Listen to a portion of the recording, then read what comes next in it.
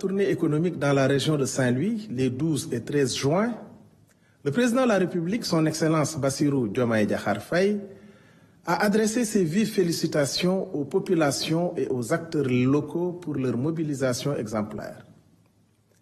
Il a salué le travail remarquable des autorités administratives, des élus, des producteurs agricoles et industriels, ainsi que l'engagement des ministres concernés pour le développement territorial et la souveraineté alimentaire. Le chef de l'État a insisté sur la nécessité de faire de la vallée du fleuve Sénégal un pôle agricole national prioritaire avec des actions ciblées. Modernisation des infrastructures, maîtrise de l'eau, mécanisation agro-industrie, soutien accru aux filières stratégiques, riz, tomates, oignons, pommes de terre, biocarburants et sucre, et équilibre entre agriculture familiale et agrobusiness pour une gouvernance foncière juste et durable.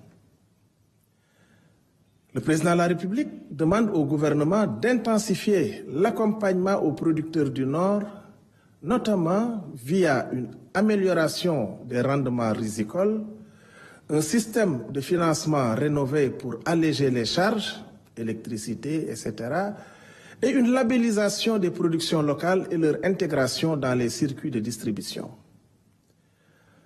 Le chef de l'État a également souligné l'urgence d'une réforme foncière consensuelle, capitalisant sur les travaux de la Commission nationale de réforme foncière pour sécuriser les exploitations agricoles, faciliter l'accès à la propriété et au crédit et optimiser la gestion du domaine national avec une cartographie précise et une prévention des conflits.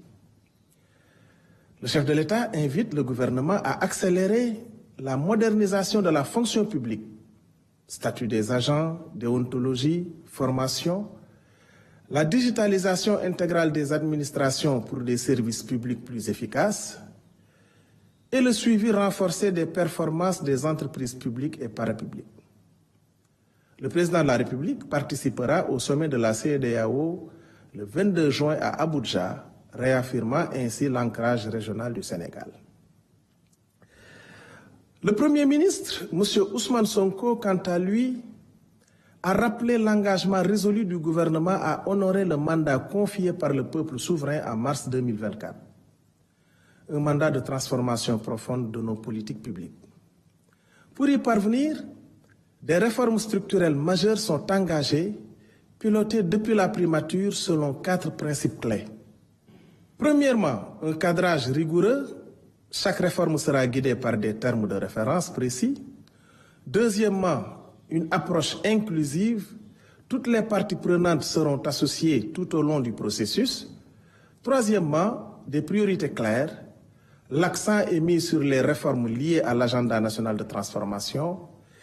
Et quatrièmement, un pilotage efficace pour garantir les résultats dans les délais impartis. 3 chantiers prioritaires illustrent cette ambition.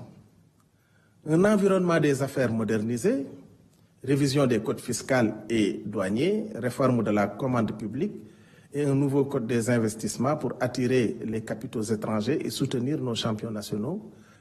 Une administration performante et transparente, digitalisation, accès à l'information et une fonction publique recentrée sur les besoins des citoyens, fondée sur la probité et la redevabilité.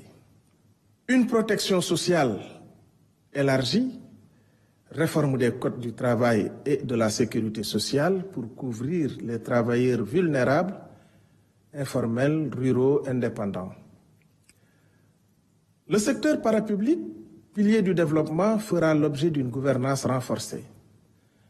Les ministres veilleront à la régularité des organes délibérants, la nomination d'administrateurs compétents et ès-qualité, la mise en place de comités d'audit et de contrôle interne.